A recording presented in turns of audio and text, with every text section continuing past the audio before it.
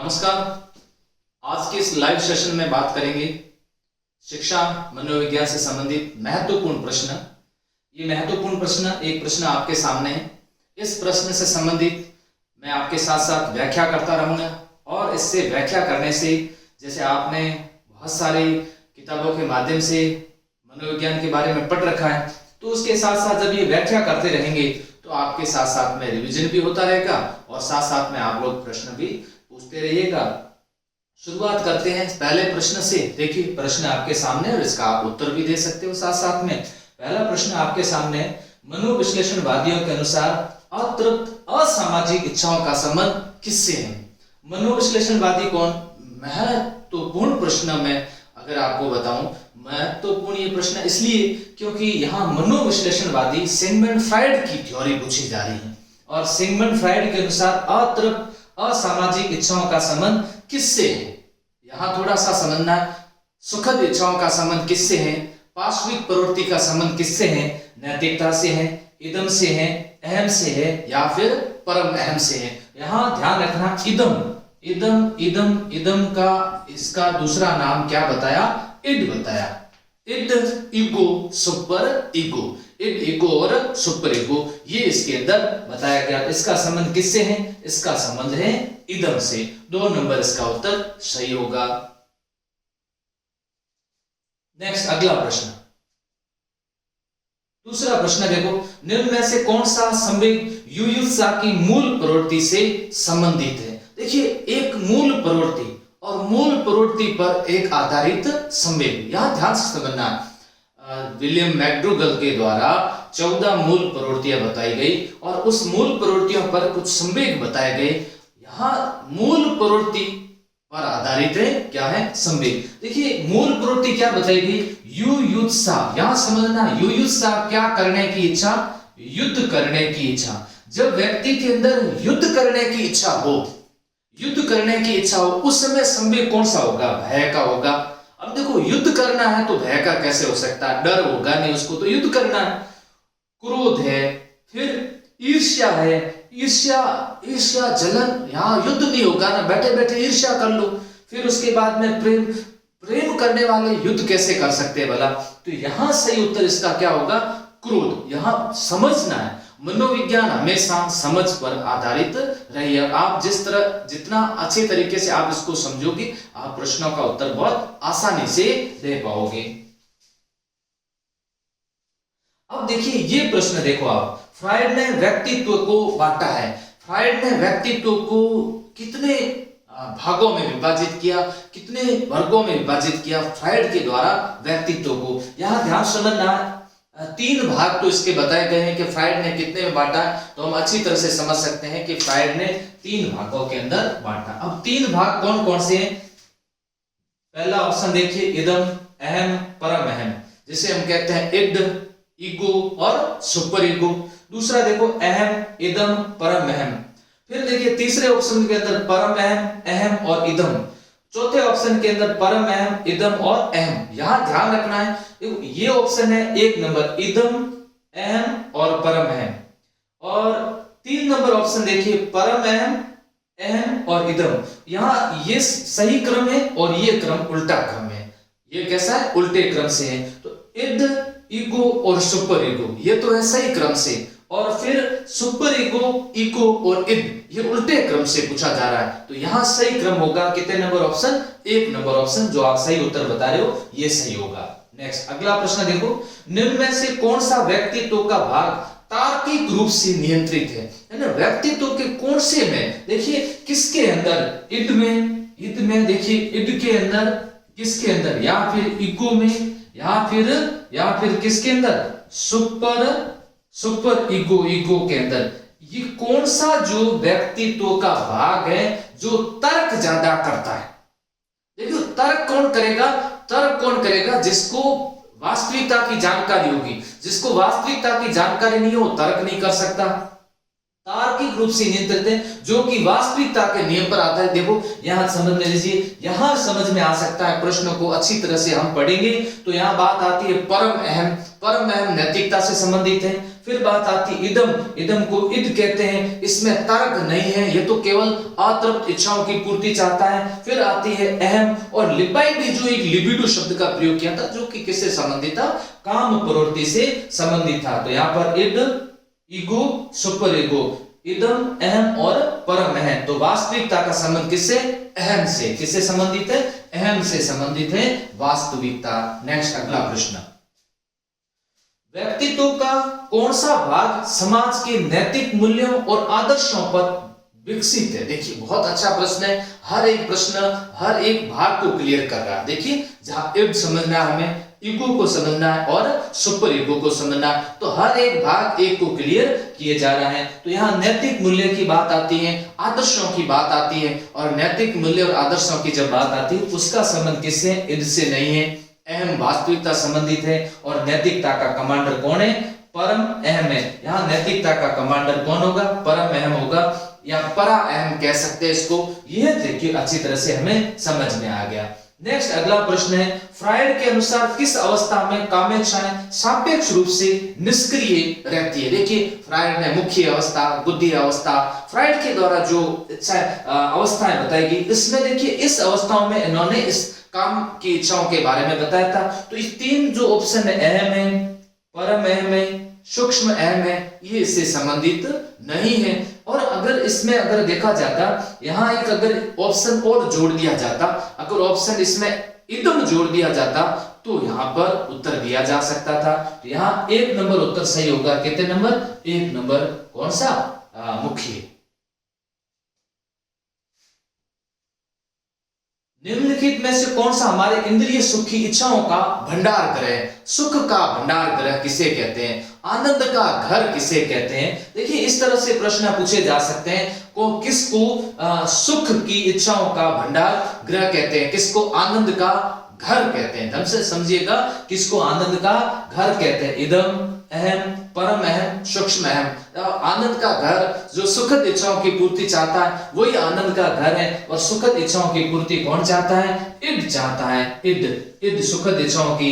अहम तो वकील है, और नैतिकता का कमांडर कौन है, नैतिकता का कमांडर परम अहम है। परम अहम है, जिसको हम सुपर ईगो कहते हैं, जिसे क्या बोलते हैं, सुपर ईगो कहते हैं। नेक्स्ट, अब देखिए अहम का कार्य क्या है। यहां देखिए बहुत अच्छा प्रश्न है, बहुत अच्छा प्रश्न है। अहम का क्या कार्य है, तो अहम से हम समझ गए हैं, अहम कौन, ईगो। नैतिक आचार संहिता निर्धारित करना अहम का कार्य हो सकता है क्या, बताओ। अहम नैतिकता से संबंधित हो। इदम और वास्तविकता के बीच समन्वय की भूमिका निभाना। अतृप्त इच्छाओं का भंडार है, हमारी सुखानुभूति की प्रवृत्तियों की सामाजिक मानकों की परवाह किए बगैर तृप्ति करना।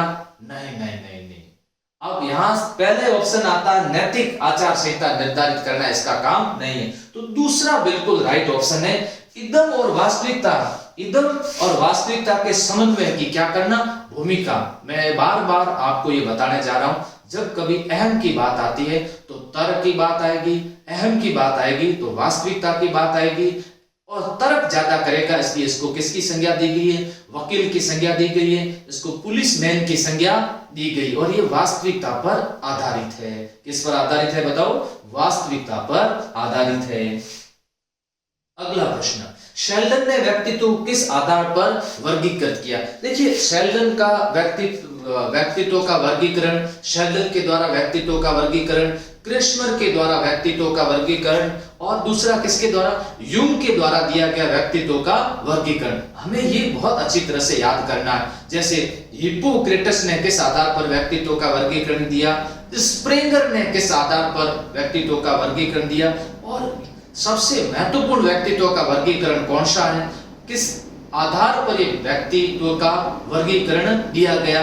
तो शेल्डन ने व्यक्तित्व का वर्गीकरण शारीरिक रचना के आधार पर, शील गुण के आधार पर, त्वचा एवं बालों के रंग के आधार पर, या फिर सामाजिकता के आधार पर व्यक्तित्व का वर्गीकरण दिया था। ध्यान रहे, शेल्डन और क्रिस्मर इन दोनों के द्वारा व्यक्तित्व का वर्गीकरण किसके आधार पर दिया था, शरीर रचना। इसके ध्यान से इसमें एंडोमॉर्फी, एक्टोमॉर्फी और कैसा बताया था, मेसोमॉर्फी। मेसोमॉर्फी ये वर्गीकरण किसका था? ये वर्गीकरण किसका था? शेल्डन का था। Endo, ecto, meso. आपको याद रखना कैसे?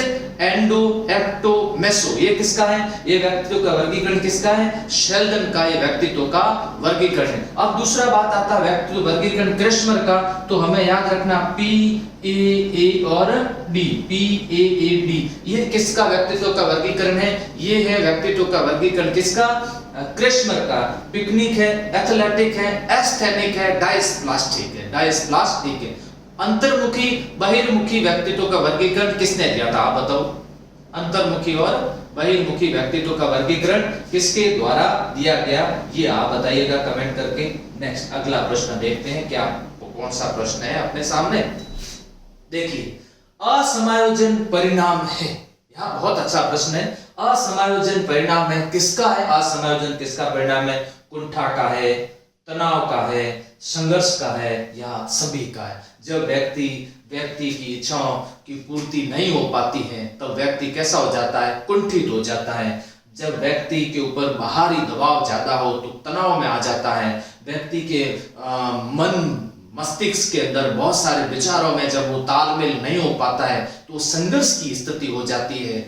संघर्ष की स्थिति हो जाती है। फिर हम बात करते हैं व्यक्ति के सामने द्वंद्व आ जाता, द्वंद्व की स्थिति आ जाती है। द्वंद्व में कई बार आपने पढ़ा होगा, कई बार ऐसे प्रश्न आते हैं, उपागम उपागम है या परिहार परिहार द्वंद्व है, प्लस प्लस होता है या माइनस माइनस है या प्लस माइनस है। इस प्रकार के प्रश्न पूछे जा सकते हैं। समायोजन संबंधित कई बार प्रश्न पूछे जा सकते हैं। प्रत्यक्ष अप्रत्यक्ष विधियों से संबंधित पूछे जाते हैं प्रश्न। प्रक्षेपण विधि कौन सी, इससे संबंधित प्रश्न आते हैं। व्यक्तित्व टॉपिक भी आपको अच्छी तरीके से तैयार करवाया जाएगा और आप लोग नियमित रूप से क्लास अटेंड करते रहें। प्रातःकालीन 8 से 9 बजे तक का जो समय है, ये लगातार अगर आप लोग अटेंड करते रहोगे, बीच बीच में कई बार क्लास नहीं हो पाती, बाकी नियमित रखूंगा। थोड़ी बहुत कई बार व्यवधान हो जाता है। इसका सही उत्तर क्या होगा? उपयुक्त सभी। अब बात आती है ये प्रश्न 12, CAT मापता है ना? CAT, TAT ये किससे संबंधित है? Hermann Rorschach method. बहुत अच्छी तरह से आप समझ गए होंगे। CAT मापता है व्यक्तित्व, बुद्धि, परिपक्वता या फिर सृजनात्मकता। यहां देखिए TAT थैमेटिक एपर्सेप्शन टेस्ट, चिल्ड्रन एपर्सेप्शन टेस्ट, ये किसको मापते हैं? ये व्यक्तित्व को मापने से संबंधित है। तो यहाँ इसका सही उत्तर क्या होगा? इसका सही उत्तर व्यक्तित्व होगा। ये व्यक्तित्व को मापने से संबंधित है। ये प्रश्न देखिए, ये प्रश्न पिछली बार प्रश्न ये पूछा जा चुका है रीट भर्ती के अंदर। पिछली बार प्रश्न हालांकि उल्टे तरीके से पूछा गया था। कितनी संख्या पूछी गई थी? 13, 14, 15, 16। PPF यह व्यक्तित्व कारक। P का मतलब पर्सनालिटी, F का मतलब फैक्टर। प्रश्नावली बनाई, देखो 16 कितनी, ये क्या लिखा हुआ है? 16। तो यहां से संबंधित कौन है? ऑलपोर्ट, शेल्डन, क्रेशमर और कैटल। ये जब अच्छा दूसरी बात और बता देता हूं मैं आपको, ऑलपोर्ट और कैटल दोनों ऑप्शन में साथ में आ जाते हैं, तो ये दोनों शील गुण से संबंधित। लेकिन ये जो आपसे प्रश्नावली पूछी जाती है ना, व्यक्तित्व कारक, पर्सनालिटी, फैक्टर से संबंधित पूछा जाता है, तो किससे संबंधित है? कैटल से संबंधित। इसलिए इसका 4 नंबर सही होगा। नेक्स्ट अगला प्रश्न देखिए, ऑलपोर्ट के अनुसार व्यक्तित्व क्या है? मेरे हिसाब से व्यक्तित्व की सबसे बढ़िया परिभाषा किसके द्वारा दी गई? सबसे बढ़िया परिभाषा ऑलपोर्ट के द्वारा ही दी गई। अब ऑलपोर्ट के अनुसार व्यक्तित्व क्या है? अपूर्ण समायोजन है, गत्यात्मक संगठन है, संगठित मनोदैहिक है, या फिर उपरोक्त सभी है। तो यहां सभी के उत्तर यही आते हैं कि इसका सही उत्तर क्या है? उपरोक्त सभी इसका सही उत्तर है। नेक्स्ट अगला प्रश्न है, देखिए, कुछ मनोवैज्ञानिक के अनुसार व्यक्ति जिस रूप में व्यवहार करता है वही उसका मूल्य है। जिस रूप में व्यवहार करता है वही इसका मूल्य है, वही उसकी आदत है, वही इसका व्यक्तित्व है, या वही उसका मापदंड है। तो व्यक्ति जिस रूप में व्यवहार करता है, जिस रूप में, हालांकि व्यक्तित्व के बारे में ऐसा कहा गया पर्सनालिटी, पर्सोना शब्द से बना है, जो लैटिन भाषा का एक शब्द है जिससे तात्पर्य होता है मुखौटा होता है। लेकिन हम यहाँ यही समझते हैं कि जिस रूप में वो व्यवहार करता है वह उसका व्यक्तित्व है। तो इसका सही उत्तर कितने नंबर होगा? 3 नंबर। अगला प्रश्न देखिए, तनाव कम करने का अप्रत्यक्ष ढंग कौन सा? यहां देखिए प्रत्यक्ष नहीं पूछा जा रहा है, यहां अप्रत्यक्ष पूछा जा रहा है कि अप्रत्यक्ष ढंग कौन सा तनाव कम करने का, प्रत्यक्ष नहीं पूछा जा रहा है। इसको आप अच्छे तरीके से समझ लीजिए। इसका मतलब प्रत्यक्ष और अप्रत्यक्ष दो मेथड है, दोनों अलग अलग मेथड है, ये नहीं पूछा है। यहां उदात्तीकरण नंबर 1, दूसरे लक्ष्यों का प्रतिस्थापन, रुकावट को दूर करना, विश्लेषण और निर्णय करना। देखिए यहां जब आप प्रत्यक्ष और अप्रत्यक्ष पढ़ोगे, दमन, शमन, प्रतिगमन, उदात्तीकरण, युक्तिकरण, क्षतिपूर्ति, जितने भी आप पढ़ लो वे सभी कैसे हैं? वे सभी अप्रत्यक्ष है। वे सभी कैसे हैं? अप्रत्यक्ष है। तीनों जो नीचे दिए हुए ना, दूसरे लक्ष्यों का प्रतिस्थापन, रुकावट को दूर करना, विश्लेषण और निर्णय, ये प्रत्यक्ष है। ये भी साथ साथ में याद कर लेना, ऐसे प्रश्न भी पूछे जा रहे हैं। तो यहाँ पहला 1 नंबर जो ऑप्शन है उदात्तीकरण, ये कैसा है? ये अप्रत्यक्ष है। ये कैसा है? अप्रत्यक्ष है, ये अप्रत्यक्ष है। अब बात आती है प्रश्न संख्या 17, रोजेनविक परीक्षण करता है किससे संबंधित है? ऐसे भी प्रश्न पूछे जाते हैं। कब जब वो PF 16 पूछा जा चुका है तो रोजेनविक परीक्षण भी पूछा जा सकता है। तार्किक चिंतन से संबंधित है, व्यक्तित्व का है, सृजनात्मकता का है, कुंठा का। तो देखो दो ऑप्शन कितने नजदीक पूछे जा चुके हैं इसके अंदर। देखो मनोविज्ञान के जितने भी मैं प्रश्न लेके आऊंगा ना आपके सामने, किसी न किसी परीक्षा में ये पूछे हुए होंगे।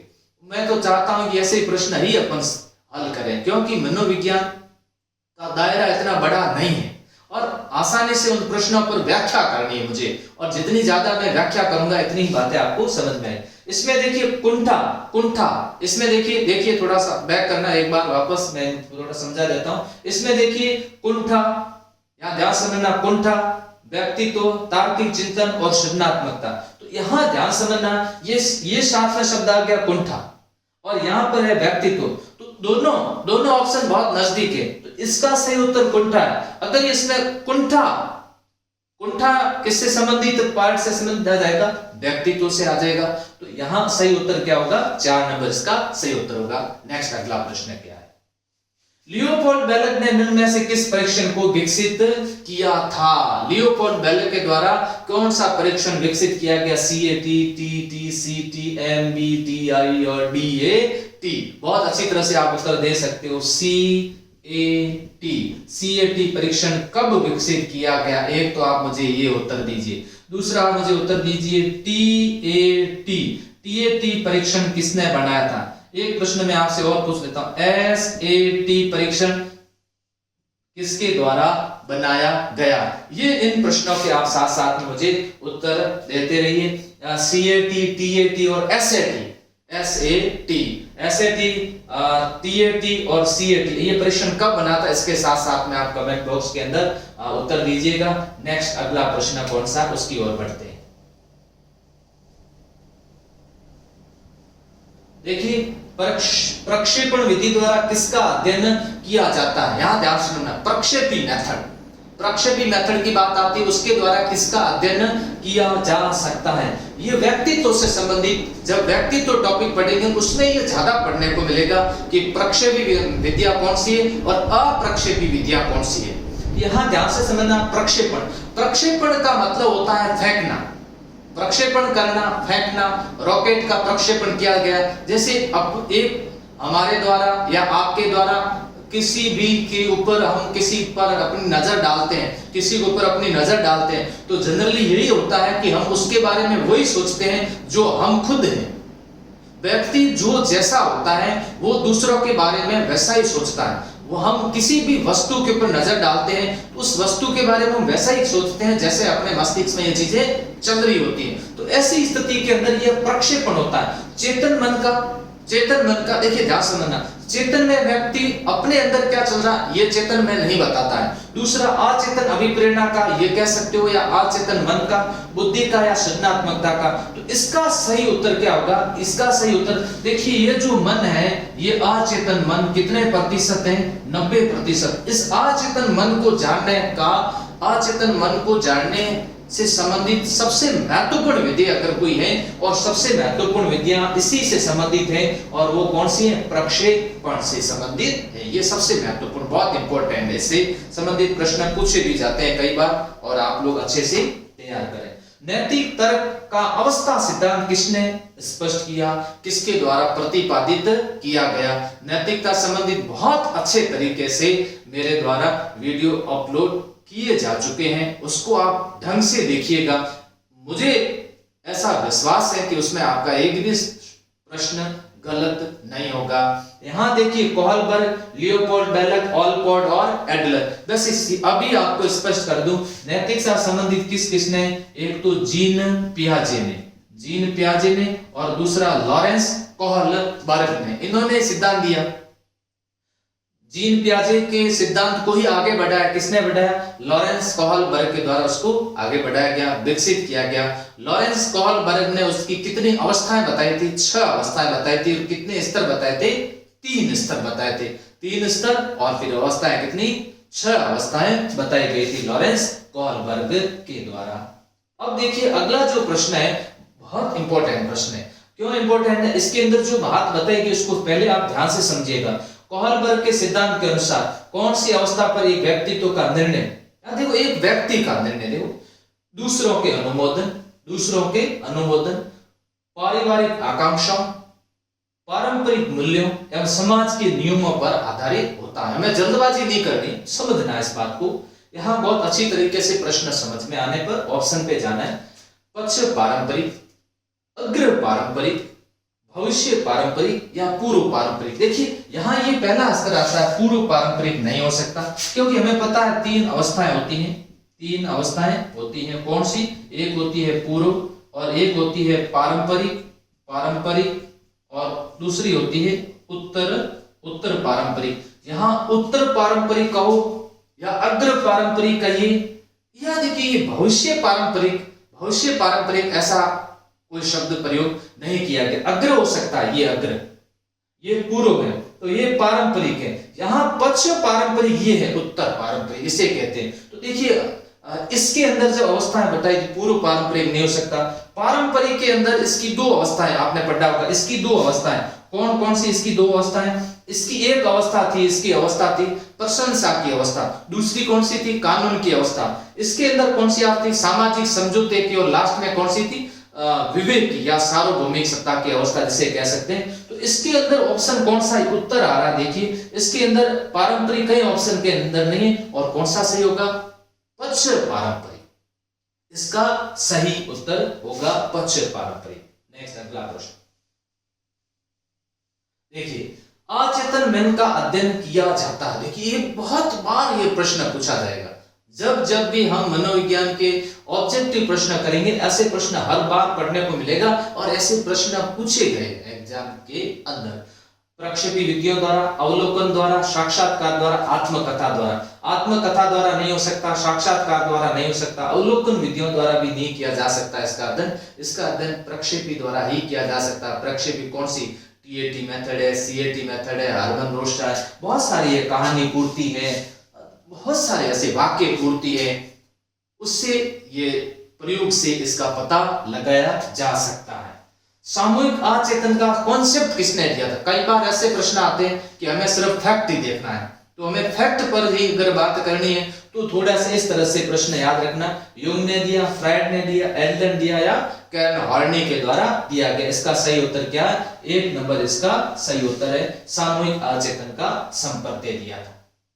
अब देखो ये प्रश्न है, मैंने इसके बारे में तो आपसे पूछा और सही आप उत्तर दे रहे थे। टीएटी किसने दिया था, मुर्रे और मॉर्गन के द्वारा ये प्रश्न के उत्तर आ रहे थे, मैं देख रहा था कमेंट बॉक्स के अंदर।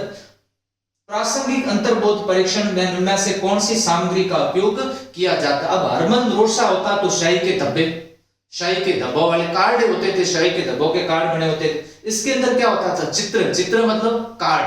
टोटल कार्ड कितने होते हैं, कुल कार्ड कितने होते हैं। अगर इस तरह से प्रश्न आता है तो कुल कार्ड कितने हैं, 31 कुल कार्ड होते हैं। एक बार प्रयोग अगर किसी व्यक्ति पर करें तो कितने कार्ड दिए जाते हैं, 20 कार्ड दिए जाते हैं। 30 कार्ड चित्रित होते हैं, एक कार्ड कैसा होता है, सादा होता है, वाक्य नहीं होता, एक शब्द नहीं होता। तो यहां समझ में आ गया होगा टीएटी के ऊपर क्या होते हैं, चित्र बने। अगला प्रश्न है, कौन सी आयु समूह के लिए एरिक्सन ने विकास की 8 अवस्थाएं, बहुत अच्छा प्रश्न है, विकास की 8 अवस्थाएं बताई, वह समूह कौन सा था। देखिए यहां हमें यह ध्यान रखना है, अवस्थाएं कितनी बताई, तो याद रखिएगा 8। आयु जन्म से मृत्यु तक, जन्म से बाल्यावस्था तक, जन्म से किशोरावस्था तक या जन्म से युवा अवस्था तक बहुत अच्छी तरह से याद है। और ये किसकी है? एरिक्सन की है। एरिक्सन ने जन्म से लेकर के मृत्यु तक बताई थी। टोटल कितनी अवस्था बताई थी? 8 अवस्थाएं बताई थी। एरिक्सन के अनुसार कौन सी अवस्था में बालक अधिक पहल करता है? यहां बस ये बात पकड़ में आ जाती है, बस ये। और पहल हमें याद रखना है, पहल बनाम दोष, पहल बनाम दोष याद रखना। और पहल बनाम दोष जब हम पढ़ते हैं वो कौन सी होगी? पहली विश्वास बनाम अविश्वास, दूसरी स्वायत्ता बनाम लज्जा, और तीसरी है पहल बनाम दोष। और तीसरी पहल बनाम दोष है। तीसरी अवस्था इसके अनुसार किसमें आएगी? तीसरी अवस्था किसके अंदर आएगी? तो यहाँ सबसे महत्वपूर्ण है 0 से 1, 1 से 3 और 3 से 6। ये तीसरी है ना, तो 0 से 1, 1 से 3 और 3 से 6। तो इस ऑप्शन के अंदर 2 नंबर ऑप्शन के अंदर 3 से 6। इसी तरह से आप याद करिएगा, इसी तरह से याद करिएगा। पहल बनाम दोष, पहल बनाम दोष, ये अच्छी तरह से आपको याद है, कॉन्सेप्ट क्लियर है। इसके बारे में मैंने पूरी डिटेल से आपके सामने बात कर रखी है। अब ये प्रश्न देखिए, निम्नलिखित में से कौन सी विशेषता बालकों के संवेगों की विशेषता है? यहाँ संवेग से संबंधित प्रश्न पूछा जा रहा है कि संवेगों की विशेषता है। देखिए संवेग क्या है? संवेग क्षणिक होते हैं, ये तीव्र नहीं होते हैं, ये व्यवहारों में परिलक्षित नहीं होते हैं, ये लंबे समय तक नहीं रहते हैं। तो ये देखो लंबे समय तक रहते हैं, यहाँ ये लिखा हुआ लंबे समय तक रहते हैं, नहीं रहते होता तो सही हो जाता। यहां ध्यान रखना है तीव्र नहीं होते हैं, तीव्र होते हैं, इसका प्रभाव तीव्र होता है बहुत, जैसे क्रोध आ गया। व्यवहारों में परिलक्षित नहीं होते, होते ही है ना। कईयों के बारे में हमने सुना होता है, ऐसा कहा जाता है कि इसके तो क्रोध इसके क्रोध कहे, गुस्सा कहे कि यहाँ नाक की डांडी के ऊपर है। ये तो व्यवहार के अंदर झलकता रहता है, व्यक्ति के व्यवहार के अंदर। ये लंबे समय तक रहते हैं, हाँ स्थिर हो जाते हैं तो फिर लंबे समय तक रहेंगे, स्थिर हो जाते हैं। ये क्षणिक होते हैं। अब देखो वहां बात आती है लंबे समय तक रहते हैं, यहां ज्यादा लंबे समय तक नहीं रहेंगे। क्यों? क्योंकि देखिए मान लो क्रोध आ गया, देखो थोड़ा स्थायी है, वो चीजें स्थायी हो रही है, लेकिन ऐसा नहीं है कि जन्म से लेकर मृत्यु तक लंबे समय तक चलते रहते हैं। तो यहाँ 4 नंबर ऑप्शन असंगत होगा, 3 नंबर असंगत होगा, 2 नंबर असंगत होगा। तो यहाँ ये कैसे होते हैं? ये क्षणिक होते हैं, परिवर्तित होते रहते हैं, परिवर्तित होते रहते हैं। निम्नलिखित में से कौन सा चोरी का कारण नहीं हो सकता? ऐसे प्रश्न भी मनोविज्ञान है उसमें अंदर पूछे जा सकते हैं। हाँ, जरूर नहीं है कि हम लोग जो फैक्ट तैयार कर रहे हैं वही पूछे जाए। यहाँ पूछे जाए कि आवश्यकता, जब उसको आवश्यकता है चोरी कर सकता है। अभिभावकों का नियंत्रण, अनुशासन, और क्या है? अज्ञानता में चोरी की जा सकती है। या फिर किसी की चोरी करने की आदत बढ़ जाए तो आदत के अनुसार भी वो चोरी कर सकता है। तो यहाँ समझना अच्छी तरीके से ये कि अभिभावकों का नियंत्रण एवं अनुशासन ये नहीं हो सकता। ये तो इसलिए कौन सा नंबर ऑप्शन होगा? 2 नंबर ऑप्शन इसके अंदर राइट होगा। मानसिक आरोग्य विज्ञान से क्या तात्पर्य? ये कोर्स के अंदर है, इसके बारे में भी डिटेल से बात करेंगे और इसके बारे में पढ़ते भी है। मानसिक आरोग्य, देखिए यहाँ ध्यान सुनना, रोग्य नहीं है, आरोग्य। ये देखिए कैसा है? आरोग्य। यहाँ मानसिक रोगी हो जाता तो मानसिक रोगी होता, तो वो कौन होता? वो मानसिक रोगी होता है। मानसिक रोगी नहीं है, आरोग्य। संतुलित एवं व्यवस्थापित व्यक्तित्व का निर्माण, संतुलित व्यक्तित्व का निर्माण, व्यवस्थापित व्यक्तित्व का निर्माण। यहां असंतुलित, चौथे में असंतुलित देखिए नहीं हो सकता। फिर व्यवस्थित कह सकते हैं, तो यहां सबसे महत्वपूर्ण आता जिस व्यक्ति का व्यक्तित्व या मस्तिष्क संतुलित एवं व्यवस्थित होता है वो मानसिक रूप से आरोग्य है। वो मानसिक रूप से कैसा है? आरोग्य है। भग्नाशय व मानसिक द्वंद्व के कारण है, बहुत बार इसके बारे में बात हो चुकी है और हर बार ये पढ़ाते हैं। मानसिक द्वंद्व, भग्नाशय, कुंठा के बारे में पढ़ते हैं। जैविक एवं भौतिक कारण है, संवेगात्मक कारण है, सामाजिक कारण है या कारक है या उपयुक्त सभी है। देखिए मानसिक द्वंद्व के कारण में सामाजिक भी हो सकता है, संवेगात्मक भी हो सकता है, जैविक और भौतिक भी हो सकता है। इसलिए इसका सही उत्तर क्या होगा? 4 नंबर उपयुक्त सभी, उपयुक्त सभी 4 नंबर। और द्वंद्व के बारे में जब भी टॉपिक आएगा उसके बारे में अपन डिटेल से पढ़ते रहेंगे। देखिए टेस्ट सीरीज और क्लास दोनों साथ साथ चलती रहेगी, क्लासें भी लेता रहूंगा और टेस्ट भी चलते रहेंगे। दोनों से ज्यादा फायदा आपको देखना क्लासें, और क्लासों के बाद जितना आप टेस्ट दोगे उससे क्या होगा, रिवीजन होता रहेगा। आप भी स्पीड से पढ़ते रहो, स्पीड से। अब आज ये टेस्ट देने वाले इसमें कई ऐसे विद्यार्थी होंगे जिनके कोर्स हो चुका है, कई बार पढ़ चुके हैं, कि पहले भी वो इस भर्ती परीक्षा में शामिल हो चुके हैं। बहुत अच्छी बात है, आप लोग और मेहनत करके वापस दीजिए और चयन हो जाएगा। सृजनात्मक परीक्षण में किन भारतीयों का परीक्षण कौन सा है, बहुत स्पष्ट प्रश्न है। बाकर, मेहंदी और पासी परीक्षण है, ये किससे संबंधित है, ये भारतीयों संबंधित है। तो इसका सही उत्तर क्या होगा, 1 नंबर इसका सही उत्तर होगा, सृजनात्मकता संबंधित है। देखिए सृजनात्मकता की पहचान होती है, सृजनात्मकता संबंधित प्रश्न पूछे जाते हैं। क्रिएटिविटी की फिर पहचान कैसी हो, कैसा बालक होगा, पुराने व्यवहार, चित्रकला से, संगीत से, नवीन रचना या उत्पादन से हो। बहुत बढ़िया बात। सृजनात्मकता का मतलब मौलिकता, सृजनात्मकता का मतलब नवीनता। अब देखिए हम कहें सर चित्रकला में नए चित्र बनाना सृजनात्मकता नहीं है, तो फिर आ गया नवीन रचना या नवीन उत्पादन करना। तो फिर इसका उत्तर कौन सा होगा, 4 नंबर इसका सही उत्तर होगा। अगला प्रश्न है सृजनात्मकता संबंधित किससे, बहुत अच्छी बात है। देखिए एक सृजनशील बालक है। अब आपसे अगर ऐसा प्रश्न पूछा जाए कि एक सृजनशील बालक होता है, उसका चिंतन कैसा होता है, उसका चिंतन अपसारी चिंतन होता है या फिर अभिसारी चिंतन होता है, या कल्पनात्मक चिंतन होता है, या खाली चिंतन। यहाँ थोड़ा सा बात को समझना होगा कि वो चिंतन किस प्रकार। देखिए सृजनात्मक बालक होगा, केवल कल्पना नहीं करेगा, वो तो उत्पादन, वो प्रोडक्ट, नवीन चीजें लेके आता है हमारे सामने। तो वो जब नवीन चीजें लेके आता है, वो अपसारी है या फिर अभिसारी है। यहाँ बहुत महत्वपूर्ण बात है कि वो चिंतन कैसा होता है, वो चिंतन उसका अपसारी चिंतन होता है। वो कैसा होता है, अपसारी चिंतन में क्या होता है, ये किस प्रकार का चिंतन होता है, इस प्रकार के चिंतन के अंदर नवीनता होती है, इस प्रकार के चिंतन के अंदर मौलिकता होती है, इस प्रकार के चिंतन के अंदर कार्य एक्शन होता है। इस प्रकार में क्या होता है, ये चिंतन रटने पर बल नहीं देता है, ये चिंतन किस संबंधित है, समझ पर आधारित होता है। तो इस प्रकार का ये प्रश्न, इसका सही उत्तर क्या होगा, 1 नंबर इसका सही होगा। नेक्स्ट, सामान्य व्यक्ति की बुद्धि लब्धि होती है। एक सामान्य व्यक्ति, उसकी बुद्धि लब्धि कितनी होती है, तो ये 0 से 25, 25 से 50, 50 से 60, देखिए इस तरह से 60 से 70, 70 से 80, 80 से 90, 90 से 110, 90 से 110, वो कैसे होते हैं, सामान्य होते हैं। उसको हम कैसे कहते हैं, औसत कैसे। तो यहाँ पर 120 है, 120 नहीं हो सकती, 50 नहीं हो सकती, 70 नहीं हो सकती, मंद बुद्धि बालकों की होती है। तो यहाँ सामान्य व्यक्ति की बुद्धि लब्धि की बात आती है, कितनी होती है, 100 होती है। बहुत अच्छे तरीके से ये आप लोग एक सारणी भी इसकी याद कर लेना साथ साथ के अंदर, और आगे टॉपिक आएगा उस पर बात करते रहेंगे। ये कितनी, 100। यहाँ अगला प्रश्न है, निम्न से कौन सी एक सृजनात्मक बालक की विशेषता नहीं है। फिर वापस बात आती है, सृजनात्मकता का टॉपिक क्लियर हो जाता है साथ साथ में।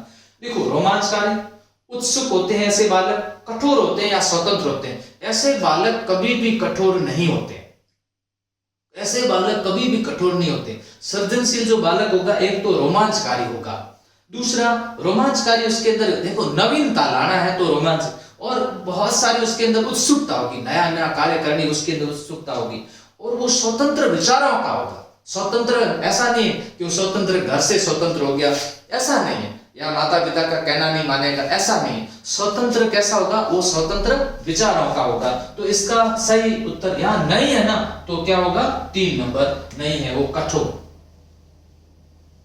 देखिए अगला प्रश्न है, स्पीयरमैन के अनुसार सभी रचनात्मक कार्यों में शामिल मानसिक ऊर्जा एवं क्षमता का क्या नाम दिया गया। यहाँ एक समझ आधारित प्रश्न दिया गया। यह किस कार्यों में, संज्ञानात्मक कार्यों में। देखिए संज्ञानात्मक कार्यों में शामिल मानसिक ऊर्जा क्षमता का क्या नाम दिया गया, जी कारक, एफ कारक, एस कारक। जब कभी भी कोई नवीन कार्य किया जाएगा तो हमेशा कौन सा कारक होगा, एस कारक होगा। स्पेशल कार्य कोई भी नए क्या संज्ञानात्मक हो, सामाजिक हो, संवेगात्मक हो, किसी से संबंधित होगा, वो कौन सा कारक एक्टिव हो जाता है व्यक्ति का, वो व्यक्ति का हमेशा एस कारक हो जाता है। व्यक्ति के कौन से कारक को प्रशिक्षित किया जा सकता है, यानी बुद्धि के कौन से कारक को ज्यादा प्रशिक्षित किया जा सकता है, एस कारक को किया जा सकता है। तो संज्ञानात्मक कार्यों में भी मानसिक ऊर्जा और क्षमता, तो यहाँ सही उत्तर क्या होगा, एस कारक होगा, और इसका सही उत्तर 3 नंबर है। बुद्धि के अंतर्गत सामान्य योग्यता का कारक कौन से मनोवैज्ञानिक ने बताया था, 2 प्रकार के कारक, फिर एक तीसरा कारक और जोड़ दिया गया, एक तत्व सिद्धांत, द्वितत्व सिद्धांत, त्रितत्व सिद्धांत। यहाँ द्वितत्व सिद्धांत देने वाले पहले स्पीयरमैन थे, और स्पीयरमैन ने कौन सा कारक बताया था, सामान्य कारक जी कारक, और कैसा कारक, एस कारक बताया था, जी कारक और एस कारक बताया था। फिर इसको लगा कि एक कारक और जोड़ दिया जाए, तो कौन सा जोड़ दिया था, समूह कारक इसके साथ साथ में जोड़ दिया गया था। तो यहाँ कौन होंगे, स्पीयरमैन, स्पीयरमैन। नेक्स्ट अगले प्रश्न की ओर बात करते हैं। बुद्धि का मनोवैज्ञानिक मापन सर्वप्रथम किसने किया था, सर्वप्रथम मनोवैज्ञानिक रूप से मापन किसके द्वारा किया गया था, बिन्ने, युंग, या फिर पियाजे, या फिर थर्स्टन के द्वारा किया गया था। हालांकि थर्स्टन इनसे संबंधित है, पियाजे का ऐसे कोई संबंध नहीं है। पियाजे ने तो इसका खंडन भी किया था, उन्होंने कहा था बुद्धि जन्मजात योग्यता नहीं है, उनके द्वारा खंडन किया गया था। और फिर बौद्धिकता पर, बौद्धिकता से संबंधित एक बालक किस तरह से सीखता है, इसलिए और अवस्थाओं के आधार पर किस तरह से उस संज्ञान, किस तरह से उसमें स्कीमा विकसित होता है, उसके बारे में डिटेल से समझाया था।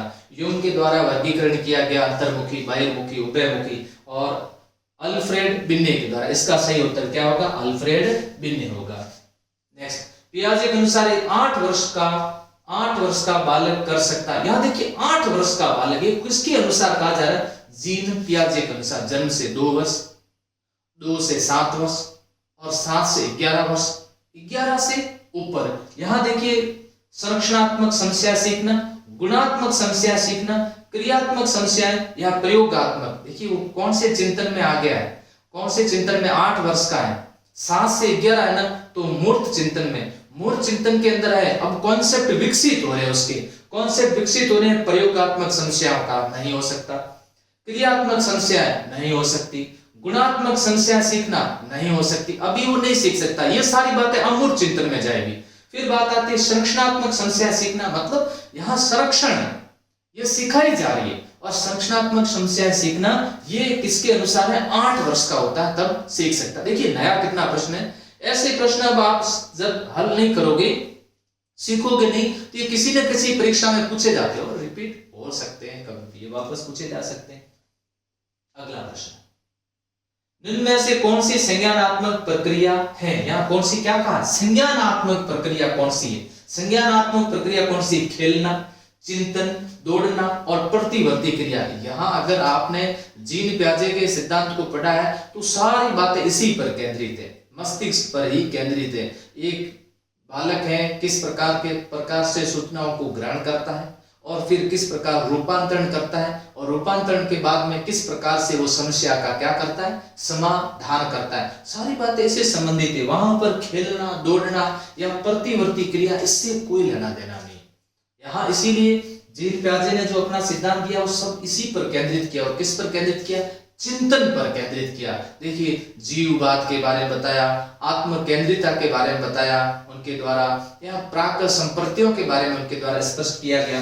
तो इसका सही उत्तर क्या होगा, 2 नंबर इसका सही उत्तर होगा, और वो है चिंतन। वो क्या है, चिंतन। तो यहाँ ध्यान रखना है। अगला, बाल विकास का जीन पियाजे के सिद्धांत का आधार क्या है, बहुत अच्छा प्रश्न है। बाल विकास में जीन पियाजे के सिद्धांत का क्या आधार है, संज्ञानात्मक विकास, ज्ञानात्मक विकास, विकासात्मक विकास या क्रियात्मक। यहाँ क्रियात्मक जगह अगर उपयोग सभी होता तो सब हो जाता और सब सही हो जाता। देखिए विकासात्मक मनोविज्ञान का जनक किसे माना जाता है, जीन पियाजे को विकासात्मक मनोविज्ञान का जनक कहा जा सकता है। इसे ज्ञानात्मक सिद्धांत भी कहते हैं, प्रत्यय निर्माण सिद्धांत भी कहते हैं, इसे अवस्थाओं का सिद्धांत भी कहते हैं, और इसे संज्ञानात्मक विकास सिद्धांत भी कहा जाता है, संज्ञानात्मक विकास सिद्धांत भी कहा जाता है। तो यहाँ बाल विकास का जीन पियाजे सिद्धांत का आधार क्या बताया गया, संज्ञानात्मक विकास इसका आधार बताया गया। और संज्ञानात्मक विकास के आधार पर फिर उनके द्वारा वो कॉन्सेप्ट दिया गया, फिर वो संप्रत्यय दिया गया, अनुकूलन के बारे में बताया। अनुकूलन के 2 पार्ट बताए, आत्मीकरण और दूसरा बताया समायोजन। संगठन के बारे में इनके बारे, फिर साम्य धारण, बीज की स्थिति, साम्य धारण जिसे संतुलन कहते हैं, संतुलन। उसके बाद प्रकृति में होने वाले परिवर्तन समझना है तो कौन सा, संरक्षण। वस्तुनिष्ठ समझना है तो कौन सा, विकेंद्रीकरण। व्यवहार का वो पैटर्न जिसे दोहराया जा सकता है, स्कीम्स। दूसरा व्यवहार जिसका सामान्यीकरण किया जा सकता है वो स्कीमा। और हर बालक का अपना अलग अलग स्कीमा होता है, उसे क्या कहते हैं, संज्ञानात्मक संरचना। एक बालक समस्या समाधान किस तरह से करता है उसे कहते हैं मानसिक संक्रिया। फिर उन्होंने 4 भाग बताए उनके द्वारा, इंद्रिय गामक अवस्था, प्राक संक्रिया अवस्था, मूर्त संक्रिया अवस्था और अमूर्त संक्रिया अवस्था। अब जब इंद्रिय गामक अवस्थाएं बताई गई तो इंद्रिय गामक अवस्थाओं में उन्होंने 6 उप अवस्थाएं बताई, उसके अंदर उनके द्वारा 6 उप अवस्थाएं बताई गई। और फिर 6 उप अवस्थाएं बताने के बाद में फिर आती है दूसरी कौन सी, प्राक संप्रत्यात्मक अवस्था, उसकी फिर 2 उप अवस्थाएं बताई। और फिर आती है मूर्त संक्रियात्मक, उसमें किसी प्रकार कोई उप अवस्था नहीं बताई। और फिर आती है कौन सी, अमूर्त चिंतन की अवस्था। तो इस प्रकार से जीन प्याजे का सिद्धांत, जिसको कठिन माना जाता है, मैंने 2 वीडियो अपलोड करके इसको सरल तरीके से आपको समझाया गया है, सरल तरीके से समझाया गया। अब मैं ऐसे उम्मीद करता हूं कि आपको ये सारी चीजें अच्छी तरह समझ में आ गई। तो यहाँ एक नया तरीका हम लोग भी लेके आए और कोशिश मैं कर रहा हूँ, क्रिएटिविटी लाता रहता हूँ दिमाग के अंदर कि क्या नया किया जाए। तो देखिए इस तरह से अगर मैं आप सामने हूँ तो थोड़ा मुझे भी ऐसा पढ़ने में अच्छा लगता है। और मैंने ये कोशिश की कि मैं आपके सामने आकर के सारी आपसे बातचीत कर पाऊँ और आपका एक पूरा समय इसमें सदुपयोग करूंगा। देखिए टेक्नोलॉजी डेवलप कर रहे हैं, कोशिश इसकी चल रही है। इसी के साथ साथ आप लोग भी साथ में मेहनत करते रहें और मैं नए लेसन प्लान भी साथ साथ में लेके आऊंगा, छोटे छोटे, और वो आप वो अच्छी तरह से आप लोग समझते रहना। बहुत सारे बच्चे मेरे को अभी 2 दिन क्लास नहीं ली, प्रश्न कर रहे थे, सर आपने बंद क्यों की, हमारे को अच्छी तरह समझ में आ रही है। आप बंद मत करिए, मैं बंद नहीं करूंगा, आप पढ़ोगे तो बंद क्यों करेंगे। अब आप लोग स्टडी करिए और मुझे अनुमति दीजिए।